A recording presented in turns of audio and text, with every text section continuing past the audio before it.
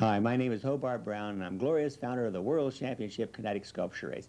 Started way back in 1969 when I built a tricycle for my son.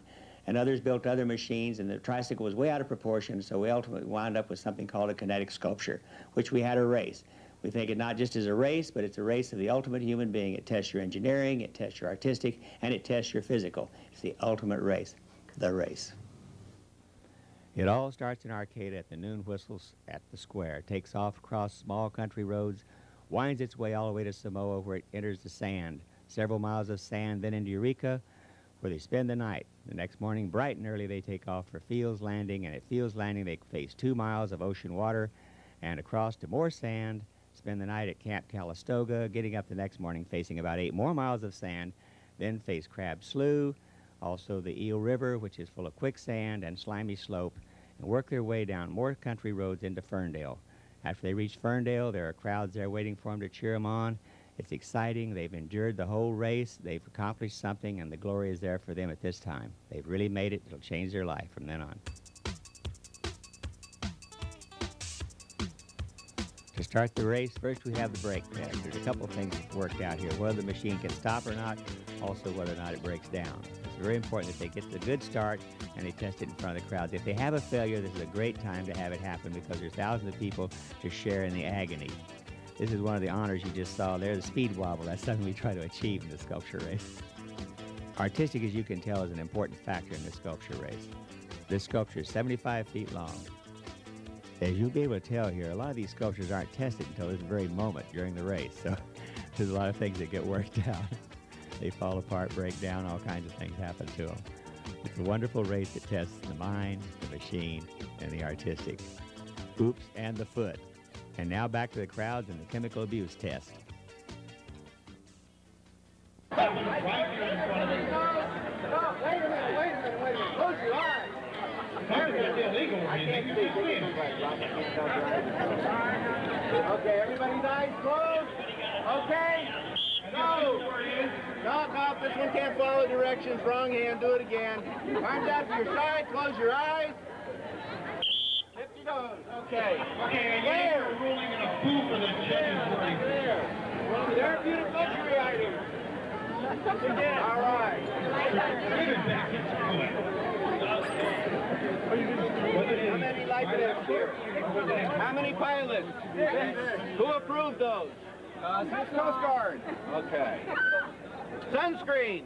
Yeah. Sunscreen. What number? 44. Well, all right, 44. Water bucket. Water bucket. Water. Pilot. Water water. Here you go. Water. Okay. Give me my sack. Toothbrush. Toothbrush. Horn. Let me hear the horn. Joshua, what else?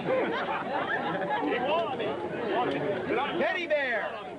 Teddy bear. Teddy bear. I don't like a teddy bear.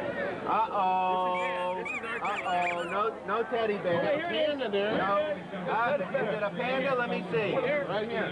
Where's it? No, that's not funny. That's it. Yeah, it is. All right, you got me on 2 angles. You got 6 of them. That's a painted teddy bear. No, it's not. It's fuzzy. It's painted. It's a painted teddy bear. Okay, you ready to go? And now one of the larger sculptures, the Calistogosaurus.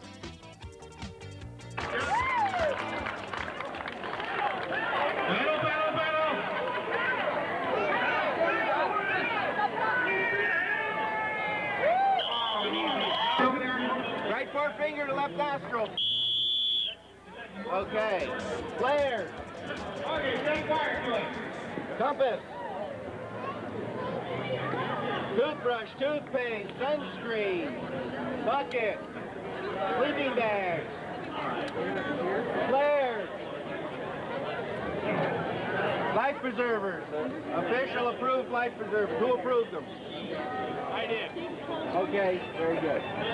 All right, you ready for your brake test? Let's go.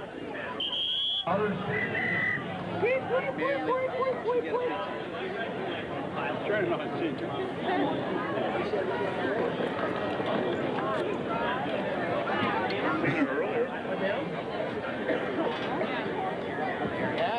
Okay, you ready for your brake test? Ready?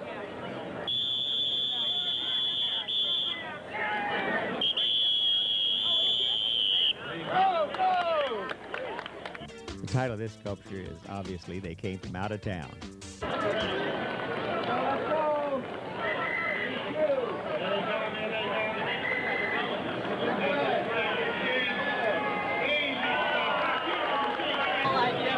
Very good. Sleeping bag. Sleeping bag. Toothbrush, toothpaste, teddy bear. Water and water bucket. Husband's horn. Let me hear the horn.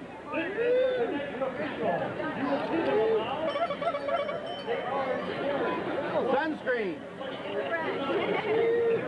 Tail light. In the back. On. Headlight. On. Wait, sunscreen. All right. Go. Fast. Let's go. Go. You're not in the blind show.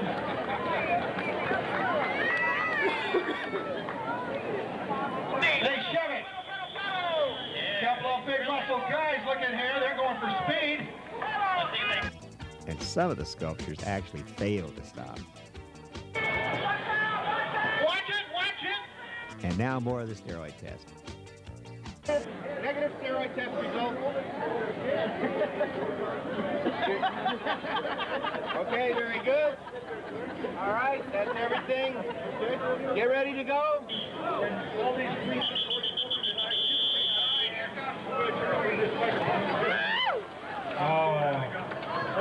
Now I envy you. Can you imagine grown people doing this? Right test. Arms up. Out. Very good. Point finger, touch your nose. Go. Now miss the nose. One more time. Right forefinger nose. All right. Tough bananas coming screaming down the course. Back away, back away. Look at that banana go. Next time you banana split. Away. Oh, easy. Beautiful machine. And now the noon whistle and the Le Mans start. Gentlemen, start your feet. Is going to start from the last weekend. Let's give them a big hand. Look out there, guys. Remember, they didn't just do the brake test. Keep an eye on them. And here comes Look at that. What a great machine. Here comes two guys over 40 going to the beach. Let's give them a big hand. They're sponsored by Sears.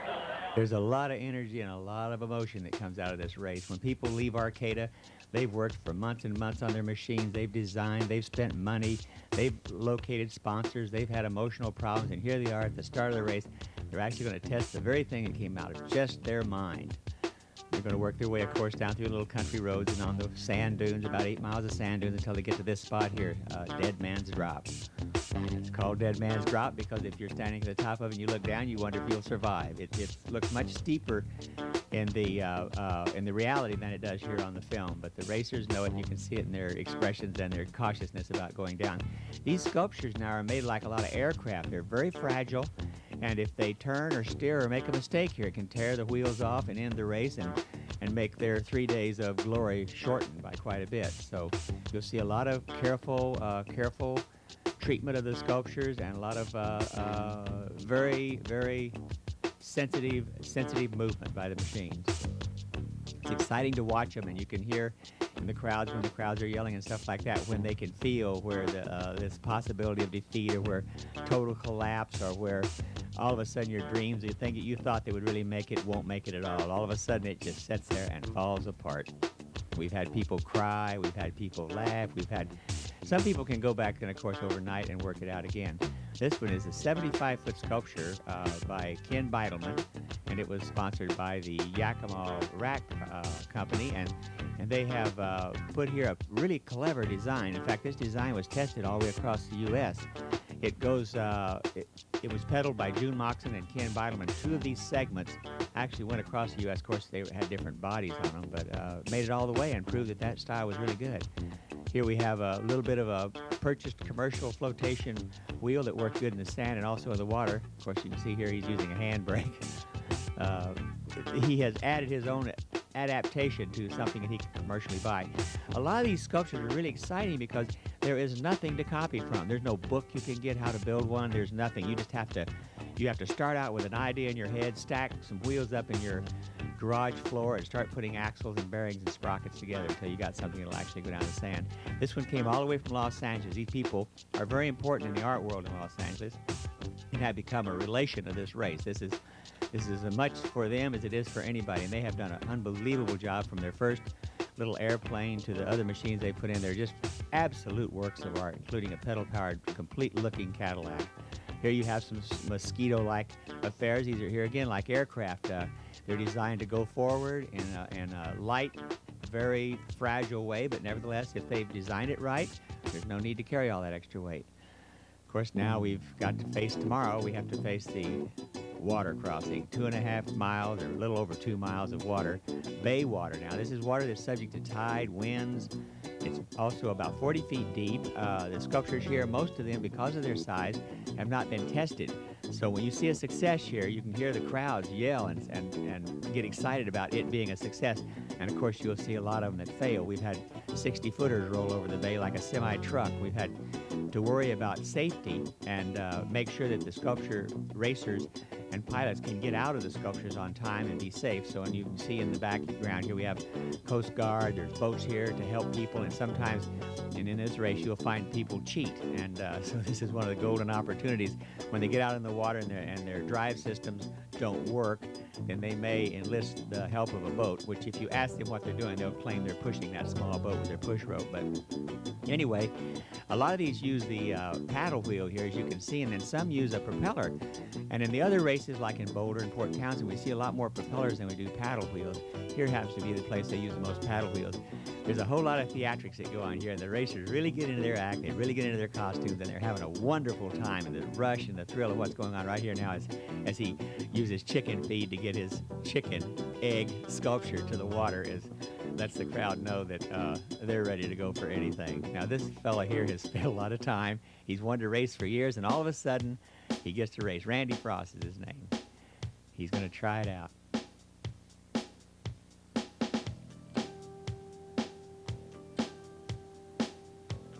Wasn't that great? Now he'll roll it out again, and he'll have to do some repairs. Something he forgot when he left the starting line.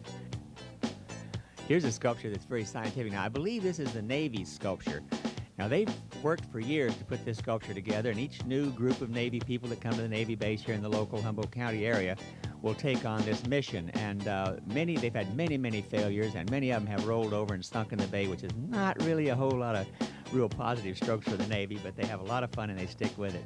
Here's a sculpture now that you can see where science has not been used to the fullest, but look at them. I just love the fact that they're out there and they're totally depending on floating across this bay with just an idea. There's mud about 2 foot deep out in the middle. There are 3 deep channels they have to cross. At the same time, we're capable of 7-mile-an-hour tides here, so it really can be dangerous and it can really be rough. So here's Grandpa and his machine. He's sponsored by most of the bars in the area. He's been with the race since he flew a kite one time through the race, and now it's become a way of life for him. He's a hero in the race. He's interviewed. He's nationally known. And so from a little trailer house out on the road to the beach, this fellow became a star, a Humboldt County hero. Now, this sculpture here is called Return of the Steelhead. It ran last year. It's very appropriate for the area, being that we're a fishing industry, and we still are to some degree, but this is one of the trout or salmon-type fish that we have up here in our local waters, so it's very appropriate. He's having a good time here. As you can tell, it's well designed. Now, here's one that we talked about earlier that had kind of a commercial tire wheel, and it's very good in the water. In fact, these are used in some of the lakes I've seen in the Midwest, but he's adapted it to go over the sand dunes like the Sahara Desert, and he's adapted it to go through the mud and everything else. So he's trying out something different here for him. Plus, but he was able to buy a few commercial parts for it. Here's another interesting sculpture. Now, a lot of these sculptures, when they take off in the water, they really are sure they're going to float. They're beautiful. Like every time I see this sculpture, I think of Salvador Dali or Picasso, or it's weird. And a lot of these sculptures go very difficult to explain. We have a shoe here with a propeller on the top and wings that flap. And right now, their total concern is whether or not this will float. A very scary moment right here. This is the test. And they take off now. They have 2 miles of water. If they can make it out of here, as that water gets deeper and deeper, out where those boats are, you see out there, it's about 40 foot deep. Now this is the Calistogosaurus. Now, Dwayne Flatmo made this machine, and he's worked in harmony with Calistoga Water Company, which has been a big sponsor for our race and a big helper. he is the one responsible for the map. He's the one responsible for winning a lot of prizes. In fact, he won so many prizes, one time the racers thought it was a fixed race, and then some reason or other he started losing. I don't know if that had anything to do with it or not. But anyway, here he is. He's in a great machine. Now, this is the first time he hasn't been able to go all the way. He broke down now, so he has to push and pull. So he doesn't have his ace status, which means that you've got to be on the machine pedaling every time it's moving forward in the direction of the race. You cannot push or pull. You have to completely depend on your mechanical apparatus to get you there, being able to drive into the water and out of the water, through the mud, through the sand, and everything. Then you receive the status of ace. Now, if you receive the status of ace, other racers have a great deal of respect for you. You gain the title of professor, and whenever you walk into a room, the ace pilot that walks into the room, all the rest of the drivers and racers and fans will stand up and salute the progress of what they've done. 38 miles of grueling, slow motion, pain, power, and glory. Here's a machine that's interesting. This machine's been ran 2 or 3 years and has been very successful. And sometimes these don't always remain successful. This one has sometimes because of the ocean water, the pipes rot out from inside and lose their stability. Now, this is a tragedy in most situations, but look at their faces. They're having fun. How many times can you legally, as an adult, waller in the mud, fall in the bay, and do all this and still be in the center of what's supposed to happen? This one's called Psychedelic Relic, or the Return of Psychedelic Relic. He's a real fan of the racers. Here we have no age limit on this, really, as long as we have responsible parents with them. The age limit of a single pilot is about 14. This is called Nightmare of the Iguana, and it's a 75-foot long sculpture, the longest, probably the largest sculpture in this year's race, the 1992 race. Now, there's 6 pilots here, and each one has done very well at this point. They're still in ace status. They're strong. The machine is very well designed. It's been sturdy. I don't think they've had any breakdowns at all. Now, what they're going to do right now is this is the first time they've tested it. But Ken Beidelman, and some of these other racers who have been very good in the race and stayed together, the machines have stayed together now, they have a tendency to want to show off. And so I think when you watch this, you see these guys, what we would call, in anything else, we called upstaging or milking it. But in this race, it's encouraged and fanned. We love to have upstaging. And if there's a microphone or a camera or something, I think you'll find most of these racers ready to participate. You can see here, he's going to show us how 2 miles of ocean water, 40-foot deep, with swells and waves and wind and sand on the other side don't even slow him down. He takes a loop just for the crowd. And the crowd, by the way, loves it. These people will stand out here watching these sculptures go in the water until the tide comes in up to about their waist, because they can't get back up on shore, but they'll stay there faithfully to watch it. This is a totally safe, as you can see, we test people to make sure they can get out. It's a totally safe race. It's a totally include all participants. The crowd, we have rules for the crowd so that they can feel like they're part of it, and they're yelling and cheering and everything else, and their participation is as much a part of it, and also the media is a much part of it.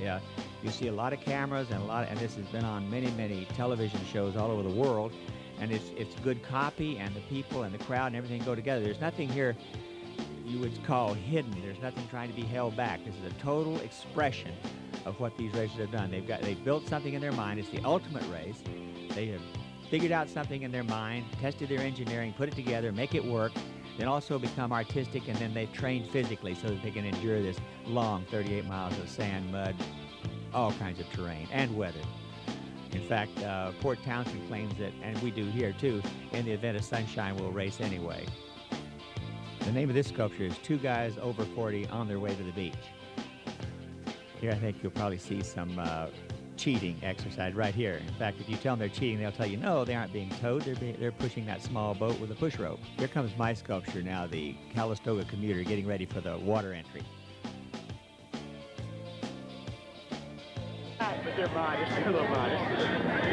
All right, now. Bus has been ran quite a few years before, so it's sort of been tested but never loaded this much. Anyway, what we're going to do now is we're going to face the 2 miles of water, and then on our way to Camp Calistoga, where we'll spend the night out on the beach, and then the next morning get up bright and early and take off for Eel River. Now, Eel River is a river that has kind of dried up this time of year and left us with not so much water, but a lot of quicksand. Now, this isn't the quicksand that'll kill you if you step off in it, but it's the kind of quicksand that'll suck up a sculpture in a minute and really make it almost impossible to move. So you'll see a lot of people pushing and pulling here who aren't going for ace status, and the others will actually pedal across this, places where even cars couldn't go. As you see here, these people are really earning this trip. Now, they've designed these machines, as you can see, to stay up on top of the quicksand. Otherwise, if they stopped, they actually would start to sink and probably go up to their axles. There's a lot of engineering goes into this very part right here. In fact, we're way ahead of the cars. Now, what we face right after we cross the Eel River then is the famous or the infamous slimy slope. We got it named because it is slimy. It's hard to stay up, and we find that some of the sculptures, such as this banana here and some of the others, can actually climb the slope here again where a car couldn't. So we're far ahead of Detroit in engineering as far as slime and quicksand go. The name of this sculpture is the Top Banana, and it's known. It's very, very quick and very artistic too. The engineer on this has been doing the race since he was 16 years old. He's now in his 20s. He's married. The race has become very much a part of his life, and it's a beautiful machine too. Here we have success over the top. Now all they have to do is a little country road into Ferndale. Here we have. Let's see. This is the Land Shark. They won an award for the wildest, happiest, having the most fun pit crew. A bunch of kids from a local school here, and they just had a wonderful time.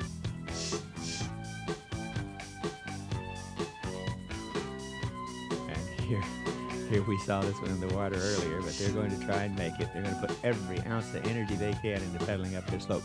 Now, the slope doesn't look very steep here, but it's quite steep. It's about 30 feet of mud and slime, and this is quite an achievement if we can make it up.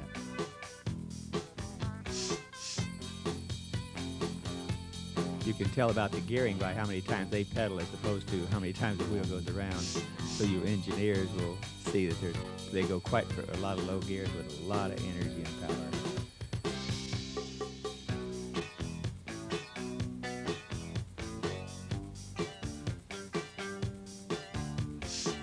They made it. Now on down the road to where, and the roads now are just past cow pastures where the cows run out to see the sculptures because they're excited about them. Here's an exciting one. It looks like it. This surprised me that it even made it because it looks very, very loose in design, but here it is. And they're still on their wheels. They're still pedaling, and they're still in ace.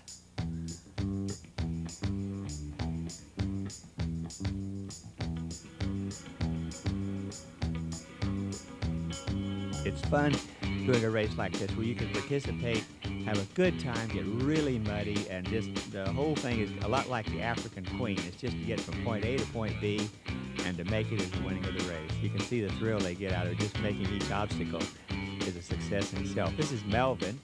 This sculpture is famous all over the place. In fact, it winds up in different events across the country. I'm always seeing it on national television. When I first saw it, I thought, what a dumb design, but now I'm getting to where I really love it. These people really know what they're doing, and they're having a wonderful time. They represent our area very well, too, when they go to other HPV events and that sort of thing. This is Cowbell Boogie, built by Dwayne Flatmo. This is the second year it's ran, so this is an excellent, here again, an excellent machine. It looks a lot like Picasso. You can see it's been distorted. Here's another Dwayne Flatmo right behind it, and this is a Calistoga source. As we told you, this is one of the larger machines in the race. There's the Nightmare of the Iguana, and this one. I think this is the tallest one. It goes up above 14 feet, which causes obstacles with the forest and woods around. They have to move trees to come in. Then, of course, now what's left is after the little narrow roads is coming into Ferndale, and this is where the glory. This is what you've done. This is what they've suffered. They've been sunburned. They've been thirsty. They've been argumentative. They have their tempers have flared. Their happiness is flared. They've had a romantic night. They've had a wonderful, wonderful time.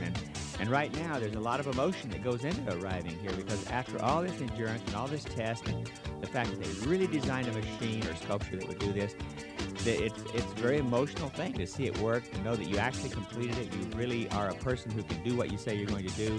You're a person who can design what you think will work, and it works. And you can also do it artistically. And also you can be silly while you do it. You can see here the glory. Some people cry when they come in. And we've even had weddings in the race, too. We've had weddings, and we've had people get mad at each other. Of course, it doesn't last long, because any time when emotions are pitted against nature, which is the big element here, or pitted against yourself, then you have a lot of, you learn a lot about expectation and want. And it's not, in this race, is, I guess if it teaches anything, is don't expect too much, because anything could happen. This is Grandpa again. This is his moment now. He goes past one of the bars that's sponsoring the Palace in Ferndale, California. He has a delight. He loves his title. He's always interviewed. He's a great person to interview. His love of the race has really shown. Now, you heard me mention earlier that there are the participation of the crowd and the participation of the media and the participation of the racers. But one thing I haven't mentioned yet, and that's the participation of the sponsor.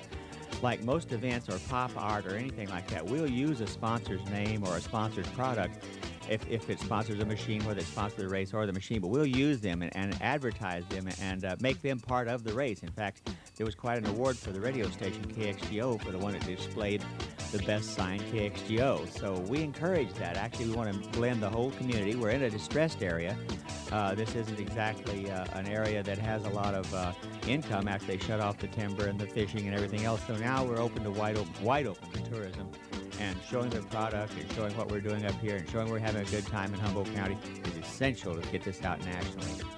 This has been a great saver for us. This has filled our hotels and filled our motels, and it's made it a lot of fun. And the sponsors we've met have got into the mood of the whole thing, or the swing of it.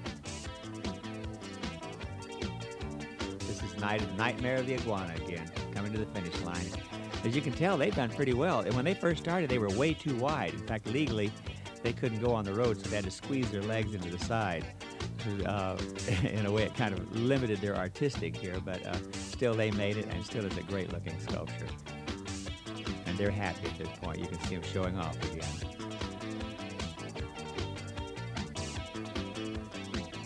So here we are in Ferndale, Victorian town of Ferndale.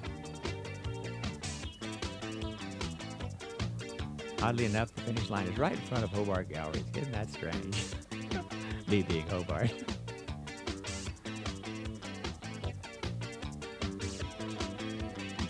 You notice on their pit crews, they have these heads with mouths that move, and as you talk to them, you'll catch yourself staring at the head because the mouth that's moving really sounds like it's what's doing the talking.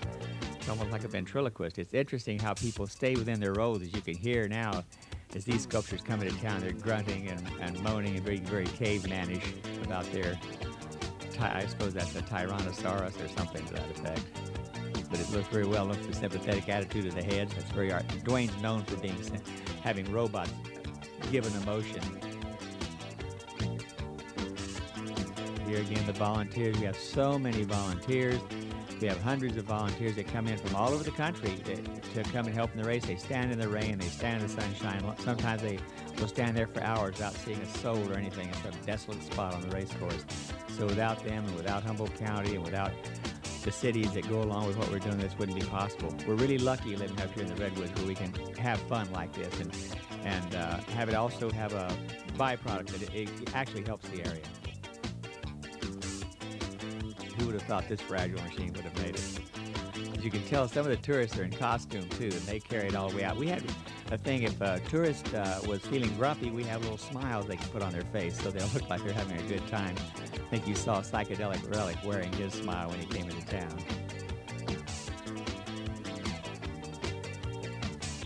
This one obviously is broken down, but it's still rolling, and that's important.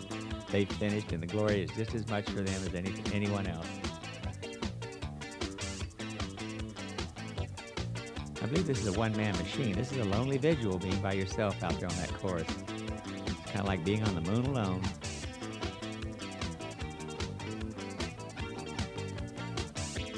Ferndale was established in 1850. And when we entered the first sculpture race, which went down this street here, which was only 3 blocks long, and only 7 entries, it drew 10,000 people to town, and they all had a good time, and that was the forerunners of this race. It actually made it was so well accepted and so well reviewed that we decided this has to go on, it has to become a fact, and so we did. We protected it, and the racers have worked. Here we have an all-woman machine. They've remained dignified through the whole race. Incidentally, this machine is very much a female event. They wouldn't allow any male to even touch it while they were working on it. It was very important that they do it all themselves. They would accept advice, but no way would they let anybody touch it. So June Moxon, the one waving there, is the one spearheads that sculpture. And the winners of this great race are, first was the KXGO award that went to Kidney Bean, and that's an award given by a radio station. We have the second to last award. This is not the last place, but the second to last, which is very hard to get, went to Millennium Emu. And the worst honorable mention, which is known as the lowest award known to humankind, and it went to Madam Z, who came all the way from Canada. We have the Pit Crew Award, which is the best pit crew who served their crew the best and stayed the friendliest through the whole race.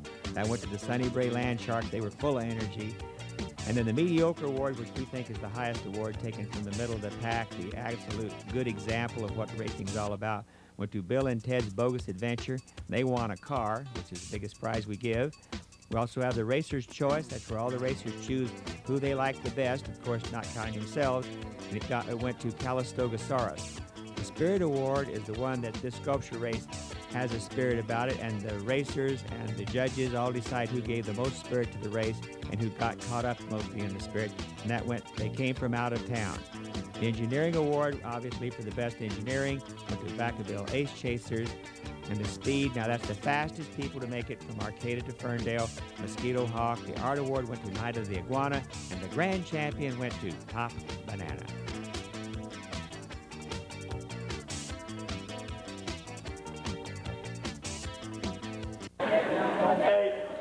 Hey, you're right. Hey, isn't this great? We're here in the daylight. Yeah, you can put those flashlights away. You don't need them here. Yeah. What a crew. We had a wonderful time, as you can tell. We're a little hard on buses. In fact, does anyone want to buy a used bus? Anyway, thank you all for coming. It's been a wonderful race. And they give me far too much credit. Credit goes to all of you, spectators, racers, and everyone alike. And the town that lets us finish here. And the county that lets us have it. So let's give us all our applause. All for our celebrating great people.